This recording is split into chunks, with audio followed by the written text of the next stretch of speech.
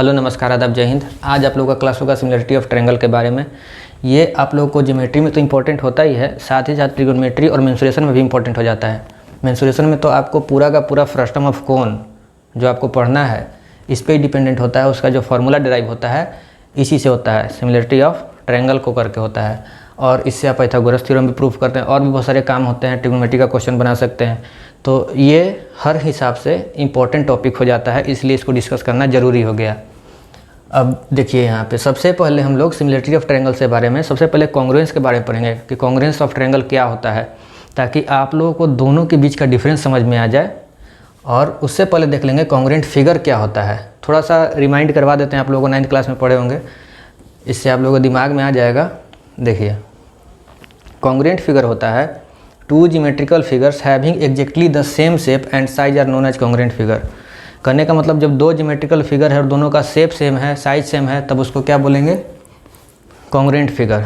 इसका मतलब हुआ कि जब शेप और साइज दोनों सेम होगा तो इसका मतलब क्या हुआ कि आप दोनों ऑब्जेक्ट को उठाकर एक दूसरे पर रखेंगे तो क्या हो जाएगा, ओवरलैप कर जाएगा। शेप भी सेम है और साइज भी सेम है। जैसे ये देखिए दोनों का, यहाँ पे देखिए दोनों का शेप सेम है और साइज भी सेम है, तो इसको हम उठा के इस पर रख रहे हैं ऐसे, देखिए पूरा ओवरलैप हो गया। तो इस तरह का कोई भी फिगर जिसका शेप सेम है और साइज भी सेम है उसको क्या बोलते हैं, कॉन्ग्रुएंट फिगर। अच्छा यहाँ पे एक वर्ड पे ध्यान दीजिएगा कि सेम शेप कह रहा है, क्या बोल रहा है, सेम शेप। मतलब अगर आप दो फिगर के बीच में डिफाइन कर रहे हैं कि कॉन्ग्रुएंट है कि नहीं है, तो आपको पहले तो शेप लेना होगा सेम। जैसे अगर आप एक ले लेते हैं लाइन सेगमेंट, और अगर आप ले लेते हैं ट्रायंगल, या फिर अगर आप ले लेते हैं ट्रायंगल और एक ले लेते हैं सर्कल, और आप दोनों को देख रहे हैं, सोच रहे हैं कि क्या दोनों कॉन्ग्रुएंट होगा, तो ये कभी ज़िंदगी में कॉन्ग्रुएंट नहीं होगा। इसका रीज़न क्या है, आपको अभी बताएं कि कॉन्ग्रुएंट का मतलब क्या, दोनों ऑब्जेक्ट जो दोनों फिगर एक दूसरे पर ओवरलैप होना चाहिए। यहाँ पे देखिए तो इसको उठा कर रखेंगे ओवरलैप करेगा इधर से। अब इसको उठा के हम ऐसे रख रहे हैं, देखिए ये इधर से बाहर निकल गया, इधर से बाहर निकल गया। इसको रखेंगे तो हो सकता है ऐसे फिट हो जाए या फिर ऐसे हो जाए, थोड़ा थोड़ा सा बच जाएगा, एग्जैक्टली ओवरलैप नहीं कर रहा है। तो जब डिफरेंट शेप होगा तो ओवरलैप नहीं करेगा, ओवरलैप नहीं कर रहा है मतलब कॉन्ग्रुएंस नहीं है। तो ये दोनों फिगर कॉन्ग्रुएंट नहीं है। तो पहला कंडीशन हो गया कि आपको शेप सेम लेना है। जैसे अगर आप एक ट्रायंगल ले रहे हैं तो दूसरा भी आपको ऑब्जेक्ट जो फिगर लेना है वो ट्रायंगल ही लेना है। अगर आप एक सर्कल ले रहे हैं तो दूसरा भी फिगर आपको सर्कल ही लेना है। जैसे अगर हम लाइन सेगमेंट ले रहे हैं, इसका नाम रख दिए ए बी, दूसरा लाइन सेगमेंट लिए CD। इसका लेंथ है 3 सेंटीमीटर, इसका भी लेंथ है 3 सेंटीमीटर। अब देखिए तो ये भी लाइन सेगमेंट, ये भी लाइन सेगमेंट, इसको उठा करके इस पे रखेंगे और दोनों का जो लेंथ है वो एग्जैक्टली सेम है। तो जैसे इस पे रखेंगे पूरा का पूरा ओवरलैप हो जाएगा। तो ये दोनों लाइन सेगमेंट क्या हुआ, कॉन्ग्रुएंट हो गया। अब अगर सर्कल की बात करें तो एक सर्कल लेते हैं, अगर इसका रेडियस मान लेते हैं 5 सेंटीमीटर, एक दूसरा सर्कल लेते हैं, इसका रेडियस मान लेते हैं 5 सेंटीमीटर। अब देखिए तो जब सेम रेडियस लेकर बनाए हैं उतना ही रेडियस लेकर इसको भी बनाए हैं, तो जब इसको उठा करके हम इस पर रखेंगे तो पूरा ओवरलैप कर जाएगा। तो ये दोनों फिगर भी क्या हो गया, कॉन्ग्रुएंट हो गया। यहाँ पे क्लियर लिखा हुआ है कि शेप तो सेम होना ही चाहिए, साथ ही साथ साइज भी सेम होना चाहिए, तभी उस फिगर को हम लोग बोलेंगे कॉन्ग्रुएंट फिगर। अब ट्रायंगल है, अगर हम दो ट्रायंगल ले लें तो देखिए ये दोनों ट्रायंगल शेप तो सेम है। यहाँ तो ये एक कंडीशन फुलफिल कर गया कि शेप सेम हो गया, ठीक है। अब साइज सेम होना चाहिए। साइज करने का मतलब इसके डायमेंशन से है, इसका हर एक कॉरस्पॉन्डिंग साइड इक्वल होना चाहिए, साथ ही हर एक कॉरस्पॉन्डिंग एंगल भी इसका इक्वल होना चाहिए। अगर मान लेते हैं ये 3 सेंटीमीटर लेंथ है, ये 4 सेंटीमीटर है, ये 5 सेंटीमीटर है, ये भी 3 सेंटीमीटर है, 4 सेंटीमीटर है और 5 सेंटीमीटर है। इसको हमने मान लिया 30 डिग्री, 70 डिग्री, 80 डिग्री, ये भी हो गया 30 डिग्री, 70 डिग्री और 80 डिग्री। इसमें देखिए AB जो है DE के इक्वल है, BC जो है EF के इक्वल है और AC जो है DF के इक्वल है। तो इसमें ध्यान दीजिएगा कि ये दोनों ट्रायंगल अगर इसको हम उठा कर रखेंगे इस पे या इसको उठा कर उस पे रखेंगे तो दोनों एग्जैक्ट सेम ही ट्रायंगल है, ओवरलैप कर जाएगा।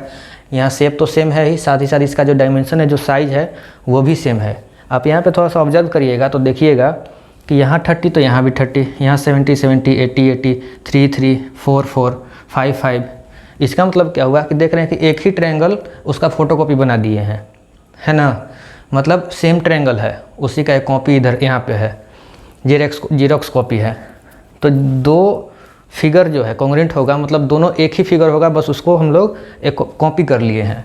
अब इसको उठा कर रखे तो ओवरलैप कर गया तो कॉन्ग्रुएंस हो गया। तो यहाँ से एक बात ऑब्जर्व कर रहे हैं हम लोग, देखिए कि दो ट्रायंगल की अगर हम लोग बात करें तो आइए पहले ट्रायंगल की बात कर लेते हैं। तो अगर ट्रायंगल की बात करें तो दो ट्रायंगल, हम लोग को ट्रायंगल ही पढ़ना है तो इसलिए ट्रायंगल के बारे में डिस्कस कर रहे हैं कि दो ट्रायंगल कब कॉन्ग्रुएंस होगा। तो देखिए यहाँ पे, जब फर्स्ट कंडीशन कि अगर दो ट्रायंगल कॉन्ग्रुएंस हो रहा है, जैसे यहाँ पे ट्रायंगल ABC है, ट्रायंगल DEF है, तो if triangle ABC congruence triangle DEF, ये आपका कॉन्ग्रुएंस का साइन हो गया, ठीक है। ये इक्वल टू और ऊपर वाला सिमिलर का साइन होता है, इक्वल टू और सिमिलर मिलके बन जाता है कॉन्ग्रुएंस। तो अगर दो ट्रायंगल आपका कॉन्ग्रुएंस है तब देखिए तो कॉरस्पॉन्डिंग साइड, ये साइड इसके इक्वल, ये साइड इसके इक्वल और ये साइड इसके इक्वल है ना। तब यहाँ पे क्या लिखते हैं कि इफ दो triangle are congruence then corresponding sides are equal. अगर इस फिगर की बात करें तो क्या हो जाएगा, AB equal to DE, BC equal to EF and CA equal to FD। और दूसरा क्या चीज़ ऑब्जर्व कर रहे हैं कि एंगल भी सेम होना चाहिए। अगर एंगल सेम होगा तभी तो ये इस पर एग्जैक्ट फिट होगा। अगर मान लीजिए यहाँ 30 है, यहाँ 40 है, तो ये थोड़ा सा बाहर निकल जाएगा, है ना। तो एंगल भी सेम होना चाहिए। तो यहाँ पे क्या लिखेंगे, corresponding एंगल्स आर इक्वल। तो यहाँ पे अगर फिगर के हिसाब से देखें तो angle A equal to angle D, angle B equal to angle E and angle C equal to angle F। तो ये तो आप लोग 9th में पढ़े होंगे, आप लोगों को बस मेमोराइज करवा दिए, रिवाइज करवा दिए। यहाँ पे देखिए ये तो आप जान गए कि एक ही फ़ोटो दो बार रहता है, एक ही फिगर दो बार है। तो यहाँ से आप एक चीज़ ऑब्जर्व कर सकते हैं कि जब एक ही फिगर दो बार है तो इसका जो एरिया होगा वही इसका एरिया होगा। ये तो सेम ही ट्रायंगल है ना, दो जगह है और क्या, एक ही ट्रायंगल, उसका दो एक फ़ोटोकॉपी करके एक अलग कर लिए, एक ही ट्रायंगल दो जगह है, तो इसका जो एरिया होगा वो भी इसका वही एरिया इसका भी होगा। क्योंकि आप देखिए 3 4 5 इसका जो डायमेंशन है, अगर आप फिरोज फार्मूला से एरिया निकालिएगा तो इसका भी डायमेंशन तो 3 4 5 है, वही आएगा ना। तो आप समझ रहे हैं। या फिर अगर आप राइट एंगल ट्रायंगल लगा के निकालिएगा, पाइथागोरस थ्योरम पढ़े होंगे तो आप समझ सकते हैं, इसको आप इजीली राइट एंगल ट्रायंगल से भी बना सकते हैं। ये 3 सेंटीमीटर, 4 सेंटीमीटर, 5 सेंटीमीटर, यहाँ पे आपका 90 बन जाएगा और ये परपेंडिकुलर और एक बेस हो गया। तो खैर ये हम लोग दूसरे डायरेक्शन में जाने लगे, इसको अगर कहिएगा तो काफ़ी डीपली डिस्कस कर देंगे पाइथागोरस थ्योरम को। तो हाँ, क्या बता रहे थे कि ये जो दोनों फिगर है सेम ही फिगर होता है, तो जो एरिया इसका होगा वो एरिया इसका होगा। तो अगर ये दोनों ट्रायंगल कॉन्ग्रुएंस है, इसका मतलब क्या हो गया कि एरिया ऑफ दोनों triangle are equal. Area of triangle ABC equal to area of triangle DEF। ये हो गया, इतना समझ गए होंगे आप लोग। अब हम लोग सिमिलर ट्रायंगल के बारे में बात करेंगे। तो चलिए अब हम लोग सिमिलरिटी ऑफ ट्रायंगल के बारे में सीखेंगे। तो उसको सीखने से पहले थोड़ा सा सिमिलर फिगर सीख लेते हैं, ये क्या होता है, तो उसको अच्छे से समझ पाएंगे हम लोग। सिमिलर फिगर होता है two geometrical figures having the same shape. यहाँ पे ध्यान दीजिएगा, शेप सेम होना चाहिए but not necessarily the same size. कोई ज़रूरी नहीं है कि साइज सेम हो, उसको हम लोग क्या बोलते हैं, वैसे फिगर को सिमिलर फिगर बोलते हैं। अब यहाँ पे अगर पूछा जाए कि क्या एक सर्कल और एक स्क्वायर सिमिलर है, तब क्या बताइएगा। तो यहाँ पे दे दिया गया शेप सेम होना चाहिए और यहाँ तो शेप ही डिफरेंट है, एक सर्कल एक स्क्वायर है, तो ये तो ऐसे ही सिमिलर नहीं होगा और न ही ये कॉन्ग्रुएंस होगा। उसमें भी था कि शेप सेम होना चाहिए। अगर एक ट्रायंगल और एक रेक्टेंगल के बारे में पूछा जाए तो ये भी ना तो कॉन्ग्रुएंट है ना ही सिमिलर है। अब दोनों में डिफरेंस कहाँ आता है, अभी आपको कॉन्ग्रुएंस बताया, उसमें था कि शेप तो सेम होना चाहिए, साथ ही साथ साइज भी सेम होना चाहिए। यही कारण है कि दोनों ओवरलैप कर जा रहा था। लेकिन डिफरेंस यहाँ पे आता है साइज में। अगर साइज सेम है तो दोनों फिगर कॉन्ग्रुएंस हो गया और साइज सेम नहीं है तो दोनों क्या हो जाएगा, सिमिलर फिगर। जैसे सेम शेप का लेते हैं दो सर्कल, दोनों का शेप सेम है, ये भी सर्कल ये भी सर्कल। एक ले लेते हैं 3 सेंटीमीटर और एक ले लेते हैं 5 सेंटीमीटर रेडियस। अब देखिए तो शेप तो सेम है लेकिन साइज सेम नहीं है, तो ये दोनों फिगर क्या हो गया, ये दोनों जो ज्योमेट्रिकल फिगर है ये सिमिलर हो गया। क्या ये कॉन्ग्रुएंस है, तो नहीं, ये सिर्फ सिमिलर है। कॉन्ग्रुएंस में क्या कहता था, यहीं से आपको डिफरेंस समझ में आ जाएगा। कॉन्ग्रुएंस कहता था कि शेप सेम होना चाहिए, तो शेप तो सेम है, साथ ही साथ साइज भी सेम होना चाहिए, तो साइज सेम नहीं है। ये छोटा सर्कल है, ये बड़ा सर्कल है, इसका रेडियस 3 सेंटीमीटर, इसका रेडियस 5 सेंटीमीटर। इसको उठा कर रखेंगे तो पूरा ओवरलैप नहीं होगा, कुछ गैप बच जाएगा बीच में, तो ये कॉन्ग्रुएंस नहीं है, कॉन्ग्रुएंस फिगर नहीं है दोनों। यहीं से हम लोग एक और बात समझते हैं कि दोनों सेम रेडियस का सर्कल लेते हैं, तो देखिए तो ये तो आप ऐसे ही बता दीजिएगा कि ये तो ओवरलैप कर जाएगा, दोनों तो एक ही चीज़ है, एक ही सर्कल है और एक ही रेडियस है, तो दोनों कॉन्ग्रुएंट है। तो क्या ये सिमिलर है, यहाँ पे तो कॉन्ग्रुएंस नहीं था लेकिन सिमिलर था, यहाँ पे कॉन्ग्रुएंस है लेकिन क्या ये सिमिलर है, तो है। यहाँ पे ये नहीं बोला है कि साइज सेम नहीं होना चाहिए, ये बोल रहा है कि साइज सेम हो भी सकता है, नहीं भी हो सकता है। साइज सेम हो गया मतलब कॉन्ग्रुएंस है, तब भी सिमिलर है, और अगर दो फिगर कॉन्ग्रुएंस नहीं है तो देखना पड़ेगा सिमिलर है कि नहीं है। अब देखिए कोई भी दो लाइन सेगमेंट ले लीजिएगा, कोई भी दो इक्विलैटरल ट्रायंगल ले लीजिएगा, कोई भी दो स्क्वायर ले लीजिएगा, वो हमेशा सिमिलर होता है। और इसका रीज़न क्या है देखेंगे हम लोग अभी। और कोई भी दो रेक्टेंगल और कोई भी दो राइट ट्रायंगल लेंगे, मतलब राइट एंगल ट्रायंगल, तो वो ज़रूरी नहीं है कि सिमिलर हो। ये सब जो बता रहे हैं, line segment, equilateral triangle, square, दो लीजिएगा, कोई भी हमेशा सिमिलर होगा। लेकिन जो अगर दो रेक्टेंगल अगर आप ले लेते हैं या दो राइट एंगल ट्रायंगल ले लेते हैं तो ये सिमिलर हो भी सकता है, नहीं भी हो सकता है। वो डिपेंड करता है, किस पे डिपेंड करता है, यहाँ पे देखेंगे। यहाँ क्राइटेरिया क्या है सिमिलर पॉलीगन होने का, कि two polygons having the same number of sides are said to be similar अगर their corresponding angles are equal and the length of their corresponding sides are proportional. यहाँ पे एंड होगा, इसका मतलब दो पॉलीगन तभी सिमिलर होगा जब ये दोनों कंडीशन को फुलफिल करेगा। मतलब एक तो उसका corresponding एंगल इक्वल होना चाहिए और साथ ही साथ उसके साइड्स प्रोपोर्शन में होना चाहिए। मतलब अगर corresponding साइड का रेशियो देखा जाए, रेशियो अगर निकाला जाए तो इक्वल होना चाहिए। और पॉलीगन तो आप लोग समझते होंगे कि वैसा क्लोज फिगर जो कम से कम 3 साइड से बाउंडेड हो, जैसे कि एक ट्रायंगल हो गया पॉलीगन, ट्रायंगल क्वाड्रिलेटरल हो गया, पेंटागन हो गया, ये सब पॉलीगन है। तो अगर हम बात करें यहाँ पे देखिए हम क्या लिखे थे कि एनी टू, ये तो पॉलीगन नहीं है तो इसको छोड़ देते हैं। आप दो लाइन सेगमेंट लीजिएगा, कोई भी दो लाइन सेगमेंट तो सिमिलर होगा ही। अब यहाँ पे बात करते हैं इक्विलैटरल ट्रायंगल की और स्क्वायर की, कि ये क्यों हमेशा सिमिलर होते हैं, लेकिन ये दोनों क्यों सिमिलर हो भी सकते हैं और नहीं भी हो सकते हैं। इसको समझिएगा तो आपका आधा काम ख़त्म। यहाँ पे देखिए इक्विलैटरल ट्रायंगल, दो इक्विलैटरल ट्रायंगल हम लेते हैं,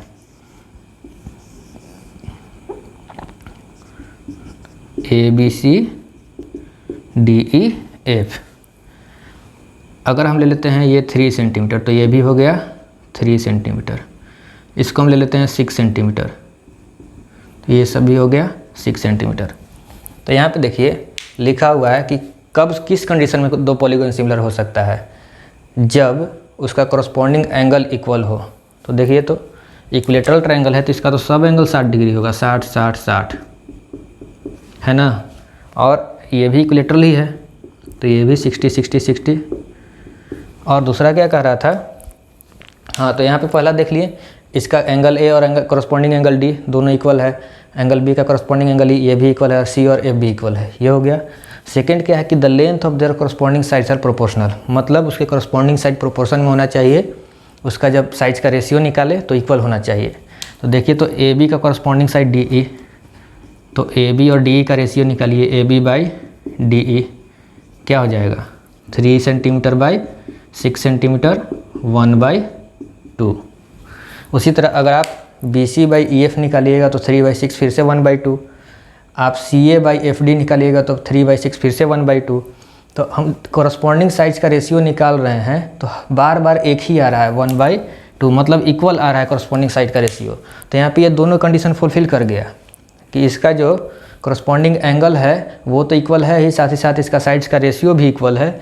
तो इसीलिए इक्विलैटरल ट्रायंगल क्या होता है, हमेशा ही कोई भी दो इक्विलैटरल ट्रायंगल लीजिएगा हमेशा ही सिमिलर होगा।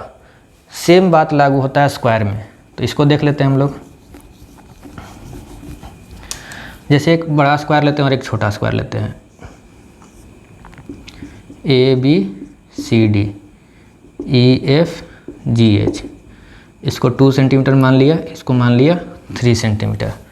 तो देखिए, तो first condition corresponding angle equal होना चाहिए, तो स्क्वायर है तो इसका तो सब एंगल 90-90 होगा। अब कॉरस्पॉन्डिंग एंगल का रहा इक्वल, तो देखिए तो A और E इक्वल है, B और F इक्वल है, C और G इक्वल है, D और H इक्वल है। Second condition corresponding side proportion में होना चाहिए, मतलब अगर हम लोग निकालें AB और EF का ratio, AB by EF equal to BC by FG equal to CD by GH equal to DA by HE, इस तरह का इसका जो साइड प्रोपोर्शन में होना चाहिए, मतलब इसका कॉरस्पॉन्डिंग साइड का रेशियो इक्वल होना चाहिए। ये साइड और ये साइड का रेशियो उतना ही होना चाहिए जितना इसका इसका होगा, जितना इसका इसका होगा और जितना इसका इसका हो गया। तो आप देखिए तो AB बाई EF करिए 2/3, BC बाई FG करिए, स्क्वायर है तो ऑल साइड इक्वल होगा ना। तो ये भी हो गया 2/3, ये भी 2/3, ये भी 2/3 और ये भी 2/3। तो यहाँ पे भी देख रहे हैं कि इसका जो साइड्स है प्रोपोर्शन में है, सारे साइड्स कॉरस्पॉन्डिंग साइड्स के रेशियो इक्वल आ रहे हैं। तो यहाँ पे दोनों कंडीशन फुलफिल कर गया, एक तो उसका कॉरस्पॉन्डिंग एंगल इक्वल हो गया और उसके साइड्स भी प्रोपोर्शन में है। तो इसीलिए जितने भी स्क्वायर होते हैं सब एक दूसरे के सिमिलर होते हैं। अब हम लोग बात करेंगे 2 रेक्टेंगल और 2 राइट ट्रायंगल, ये सिमिलर होते भी हैं और नहीं भी होते हैं। तो ये किस पे डिपेंड करता है, इसी कंडीशंस पे। तो चलिए देखते हैं। चलिए अब यहाँ पर आपको रेक्टेंगल से रिलेटेड 2 क्वेश्चन है, दोनों रेक्टेंगल ही है इसमें, ये साइड इसके इक्वल और ये साइड इसके इक्वल, ये साइड इसके इक्वल, ये साइड इसके इक्वल।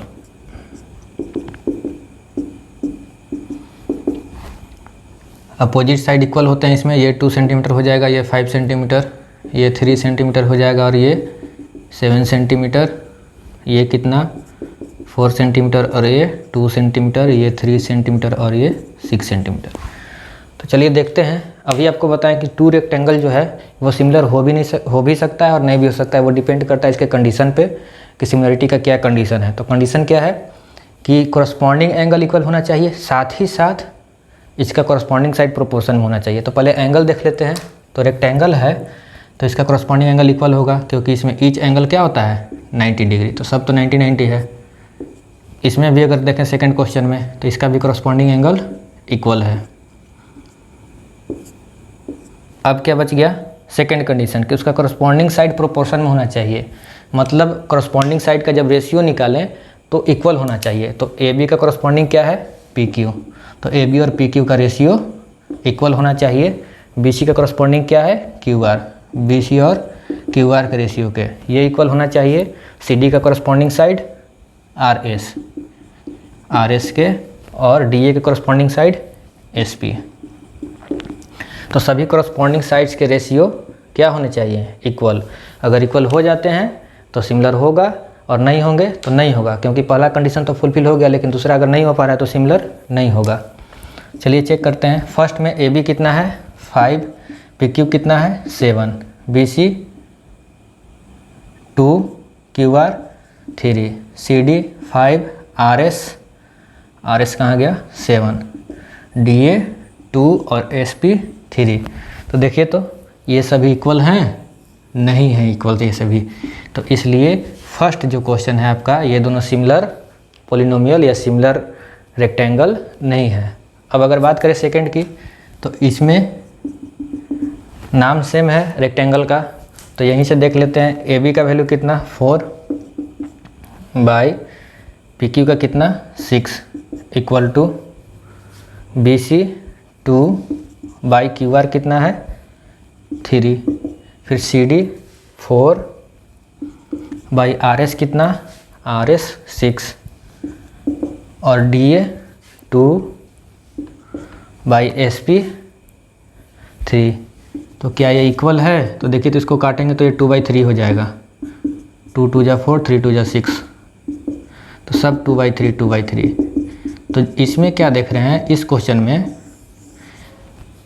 कि कॉरस्पॉन्डिंग साइड्स का जब रेशियो निकाल रहे हैं तो सब इक्वल हो रहा है, मतलब इसके कॉरस्पॉन्डिंग साइड प्रोपोर्शन में है, प्रोपोर्शनल है।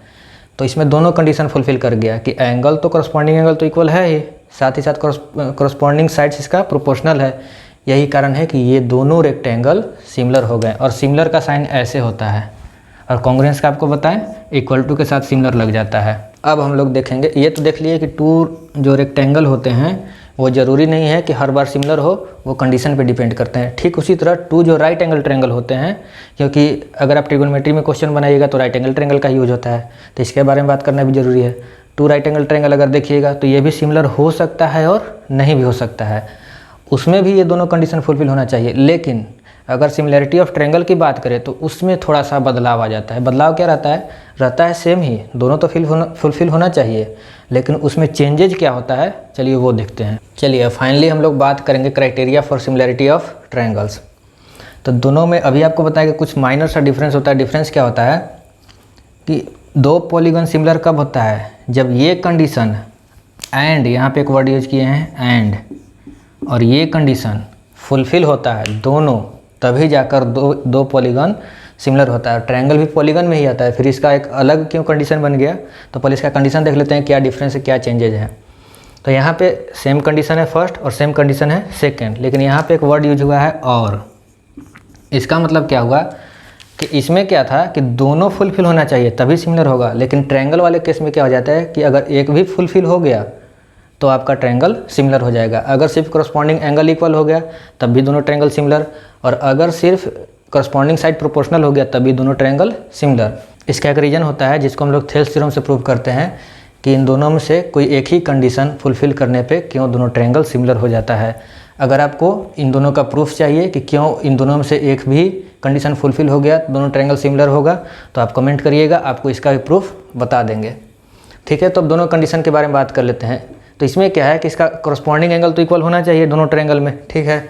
लेकिन अगर ट्रायंगल की बात करें तो ट्रायंगल में कितने एंगल होते हैं, 3 एंगल, और तीनों एंगल का सम कितना होता है, 180। वो ये इसलिए बता रहे हैं कि आप तीनों करस्पॉन्डिंग एंगल को चेक ना करके अगर कोई भी दो corresponding angle, any two corresponding लिख लीजिएगा यहाँ पे, any two corresponding angle are equal, then दोनों ट्रायंगल क्या हो जाएगा, सिमिलर।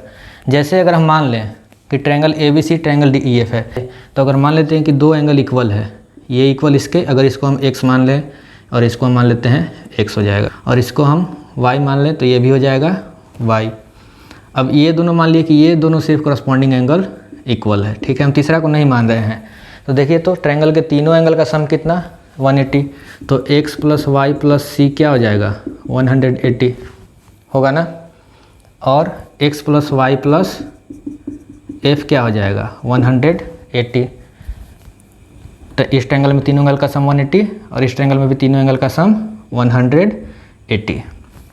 अब दोनों 180 के इक्वल है, तो दोनों आपस में क्या होगा, equal. x + y + angle c = x + y + angle f। ये देखिए y खत्म, x खत्म, क्या बचा, एंगल c = एंगल f। तो इसका मतलब क्या हुआ कि ट्रायंगल में अगर कोई भी दो करस्पॉन्डिंग एंगल इक्वल हो जा रहा है दो ट्रायंगल में, तो तीसरा ऑटोमेटिक इक्वल हो जाएगा। तो हमको तीनों को करस्पॉन्डिंग एंगल को इक्वल करने का कोई ज़रूरत नहीं है। इसको हम लोग बोलते हैं एंगल सिमिलैरिटी। ये जो दो एंगल से होता है ना सिमिलर, उसको क्या बोलते हैं हम लोग, एंगल सिमिलैरिटी।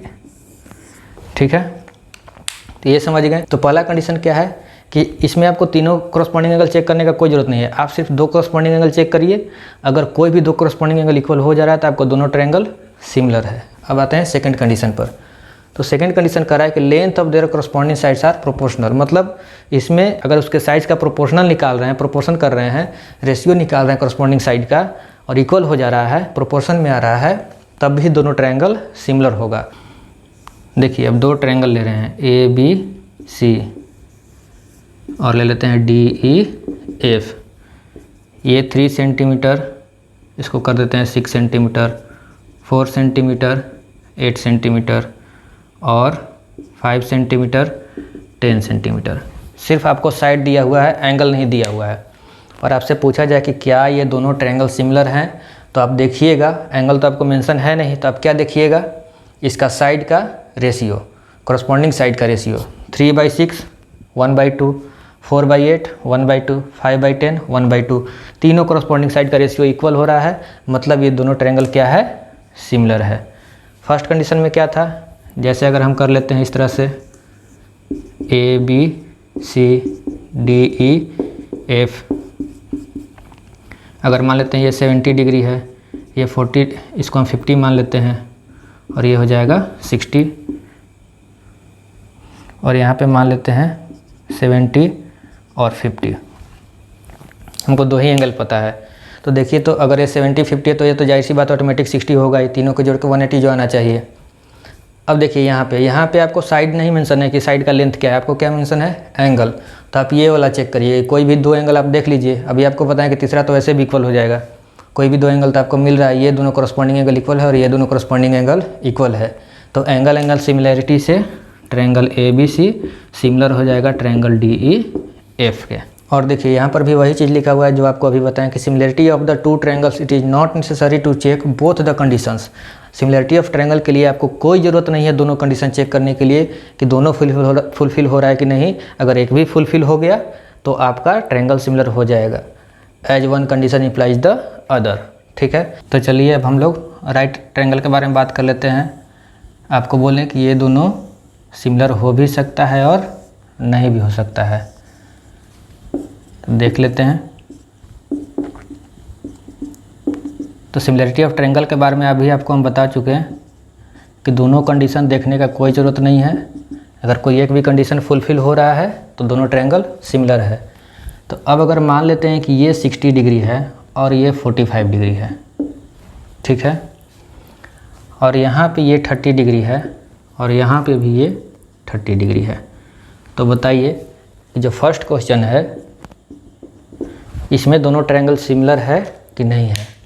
तो जब यहाँ एंगल दिया हुआ है तो एंगल को देखेंगे तो कम से कम दो करस्पॉन्डिंग एंगल इक्वल होने चाहिए। तो एक तो इक्वल हो रहा है, राइट एंगल ट्रायंगल है तो 90-90, ठीक है, लेकिन दूसरा इक्वल नहीं हो रहा है। अगर यहाँ से देखें तो ये 30 हो जाएगा और ये 45 यहाँ से भी इक्वल नहीं हो रहा है। कहीं से भी आप देख लीजिए तो सिर्फ एक ही करस्पॉन्डिंग एंगल इक्वल हुआ, दूसरा करस्पॉन्डिंग एंगल इक्वल नहीं हुआ, तो ये दोनों ट्रायंगल सिमिलर नहीं है। इसमें अगर बात करें तो इसमें तो एक एंगल करस्पॉन्डिंग एंगल तो इक्वल है ही, साथ में दूसरा करस्पॉन्डिंग एंगल भी इक्वल है, तो ये दोनों ट्रायंगल क्या है, सिमिलर है। तो इसीलिए आपको बोले थे कि देखिएगा कि राइट एंगल ट्रायंगल में ज़रूरी नहीं है कि दोनों राइट एंगल ट्रायंगल जो है सिमिलर हो भी सकता है, नहीं भी हो सकता है, वो कंडीशन पे डिपेंड करता है। कंडीशन क्या है, एंगल वाला कंडीशन क्या कहता है कि कम से कम दो होना चाहिए, दो करस्पॉन्डिंग एंगल इक्वल होना चाहिए। इसमें नहीं हुआ कम से कम दो, ये सिमिलर नहीं है, इसमें हो गया, ये सिमिलर है। ठीक है, तो अब हम लोग देखेंगे कि सिमिलरिटी ऑफ ट्रायंगल का जो दोनों कंडीशन है उसको कैसे हम लोग यूज करेंगे ताकि आगे क्वेश्चंस जो मिलेंगे उसको सोल्व करने में आसानी हो। ABCDEF, तो क्वेश्चन आपको ऐसे नहीं पूछेगा, क्वेश्चन में क्या पूछता है और कैसे यूज करते हैं वही बता रहे हैं आप लोगों को। एंगल की बात हो रहा है तो यहाँ पे 70 और 50 ले लेते हैं, ठीक है, यहाँ पे भी 70 और 50, और यहाँ पे दे दिया आपको 5 सेंटीमीटर और यहाँ पे दे दिया आपको 15 सेंटीमीटर। ठीक है, तो आपसे क्वेश्चन पूछेगा, इस तरह का क्वेश्चन दे दिया, आपसे पूछेगा कि बताइए BC/EF क्या होगा, ये पूछेगा। तो आप क्या करिएगा, सबसे पहले तो आपको सिमिलर देखना होगा कि सिमिलर है कि नहीं है। तो देखिए कोई भी दो अगर करस्पॉन्डिंग एंगल दोनों ट्रायंगल में मिल जा रहा है तो दोनों ट्रायंगल क्या होता है, सिमिलर। और देखिए तो 70-70 मिल गया, 50-50 मिल गया, तो दोनों ट्रायंगल क्या है, सिमिलर है। तो triangle ABC similar to triangle DEF। अब जब सिमिलर हो गया तो हम जानते हैं कि सिमिलर ट्रायंगल में एक और कंडीशन होता है, करस्पॉन्डिंग साइड्स प्रोपोर्शन में होता है। तो जब ट्रायंगल सिमिलर हो गया तो करस्पॉन्डिंग साइड क्या होगा, प्रोपोर्शन में होगा। तब यहाँ पर हम यूज करेंगे कि जब सिमिलर हो गया तो इसको लिख सकते हैं यहाँ पे, then now both triangles are similar so corresponding sides are in proportion। अब देखिए सिमिलर हो गया तो corresponding साइड क्या होगा, प्रोपोर्शन में होगा। तो मतलब AB/DE equal to BC/EF equal to CA/FD। और देखिए तो AB/DE का वैल्यू कितना है, AB/DE 5/15 1/3 है ना। तो ये जब 1/3 और ये सब के इक्वल है तो इसका भी वैल्यू 1/3, इसका भी वैल्यू 1/3। देखिए तो ये वाला वैल्यू निकल गया ना हम लोगों को, तो इसका वैल्यू कितना 1/3। तो इसमें ये समझना है कि अगर एंगल मेंशन रहे और आपको साइड्स के रेशियो के बारे में पूछा जाए तो आप उसको पहले सिमिलर करिएगा। अगर सिमिलर हो जाता है तब आप ये वाला कर सकते हैं कि करस्पॉन्डिंग साइड भी इसका प्रोपोर्शन में है। ठीक इसका अपोजिट कन्वर्स होता है कि अगर करस्पॉन्डिंग साइड प्रोपोर्शन में है तब भी ट्रायंगल सिमिलर होगा, आपको पहले बता चुके हैं। तो अब इसमें क्या यूज करना है कि करस्पॉन्डिंग साइड प्रोपोर्शन में हो गया तो ट्रायंगल सिमिलर हुआ। जब ट्रायंगल सिमिलर तो उसका तीनों एंगल भी इक्वल। जैसे अगर यहीं पे हम बात कर लें ABC और इस तरह का जो कंडीशन है आपको ट्रिगो में क्वेश्चन मिलेगा उसमें सॉल्व करना होगा। जैसे इसमें अगर मान लिए दे दिया 5 सेंटीमीटर, यहाँ पे 15 सेंटीमीटर, 4 सेंटीमीटर, 12 सेंटीमीटर, 3 सेंटीमीटर और 9 सेंटीमीटर, और आपको बताना है कि प्रूव करिए कि एंगल बी और एंगल ई क्या है, इक्वल है। तो आप कैसे प्रूव करिएगा? तो देखिए ए बी का corresponding side D, B C का करस्पॉन्डिंग साइड ई एफ और सी ए का करस्पॉन्डिंग साइड एफ डी है ना। आपको साइड दिया है, एंगल दिया है नहीं, एंगल आपको प्रूव करना है। तो कैसे करिएगा? सबसे पहले आप सिमिलर करिएगा। तो सिमिलर कैसे करिएगा? तो करस्पॉन्डिंग साइड्स का रेशियो निकालिए। तो A B by D E equal to B C by E F equal to C A by F D. अब चेक करेंगे कि तीनों इक्वल हो रहा है कि नहीं हो रहा है। तो ए बी कितना 5/15 हो जाएगा, डी 15 है, बी सी कितना 4 और ई एफ कितना 12, सी ए कितना 3 और ये कितना है 9, 3 3 3। ये तीनों जो है 1/3 के इक्वल हो रहा है। इसका भी वैल्यू 1/3, इसका भी वैल्यू 1/3, इसका भी वैल्यू 1/3। मतलब करस्पॉन्डिंग साइड प्रोपोर्शनल है। इसका जो साइड है प्रोपोर्शन में है। तो जब प्रोपोर्शन में है तो दोनों ट्रायंगल क्या हुआ, सिमिलर। जब ट्रायंगल सिमिलर हो गया तो इसका करस्पॉन्डिंग एंगल क्या हुआ, इक्वल। तो एंगल ए इक्वल टू क्या हो गया, angle D, angle B equal to क्या हुआ, angle E, angle C equal to क्या हुआ, एंगल एफ। अब आप यहाँ पे बता सकते हैं कि एंगल बी और एंगल ई क्या है, इक्वल है, और इसको यूज करके आगे जो क्वेश्चन का था उसको सोल्व कर सकते हैं। तो आपका आज का क्लास यहीं पे समाप्त होता है। उम्मीद है आप लोगों को सिमिलरिटी ऑफ ट्रायंगल के बारे में अच्छी तरह समझ में आ गया होगा, ताकि इससे रिलेटेड जो भी क्वेश्चन आपको मिले आप इजीली सॉल्व कर पाइएगा। फिर भी अगर आपको इस क्लास से रिलेटेड कोई डाउट है तो आप नीचे कमेंट करिएगा। जितना जल्दी हो सके हम आपका डाउट क्लियर करने का कोशिश करेंगे। धन्यवाद।